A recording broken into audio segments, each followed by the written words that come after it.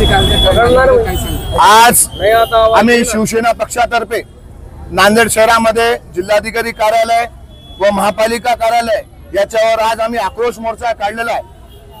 खरं ज्या लोकांचं नुकसान पूरग्रस्तामध्ये झाला, ज्या लोकांच्या घरामध्ये पाणी गेलं, ज्या लोकांना त्रास झाला, त्या लोकांना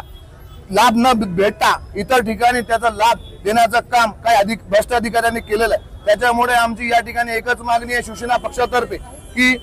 जे खरोखर लाभार्थी आहेत त्यांचे परत पंचनामे करून त्यांना लाभ देण्यात यावा आणि जे भ्रष्टाचारी अधिकारी आहेत त्यांच्यावर कारवाई झाली पाहिजे। कारण की जे खरोखर ज्यांच्या घरामध्ये पाणी गेलं त्यांना लाभ न देता इतर ठिकाणी त्यांनी नाव घेऊन त्या ठिकाणचे नाव समाविष्ट केले, पण पंचनामे ज्या ठिकाणी पाणी गेलेल्या ज्या ठिकाणच्या लोकांकडे आता त्यांच्याकडे सद्यस्थितीला फोटो आहेत, आमच्या घरात पाणी आलेले त्या ठिकाणचे फोटो आहेत, त्याच्याकडे पुरावे असतानाही त्यांचे नाव आज आलेले नाहीत। त्यांच्यामुळे आम्ही माननीय जिल्हाधिकारी साहेब, माननीय आयुक्त साहेब यांना आज या ठिकाणी आम्ही निवेदन दिलेलं आहे की या लवकरात लवकर या गोरगरीब जनतेला न्याय आपण लवकरात लवकर पंचनामे करून देण्यात यावं।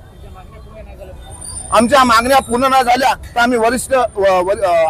स्तरावर आम्ही त्याचा पाठपुरावा करू आणि एकनाथभाई शिंदे उपमुख्यमंत्री व देवेंद्र फडणवीस साहेब यांच्या जवळही आम्ही या ठिकाणचं मागणी करणार आहोत जर यांनी या ठिकाणी आमचे पंचनामे करून गोरगरीब जनतेला न्याय दिला नाही। सर, जसं म्हणले तुम्ही की फॉर्म भरून घ्या आणि ऑफिसला द्या, बिल कलेक्टर आणि तलाठी रिपोर्ट देत नाही, त्याबद्दल काय म्हणणे? फॉर्म भरून गेल्यावर जे बिल कलेक्टर आणि तलाठी आता चुकीचे पंचनामे करतील त्यांच्यावर योग्य ती कारवाई आता प्रशासन करणार आहे, असं आश्वासन आम्हाला जिल्हाधिकारी आणि आयुक्त साहेबांनी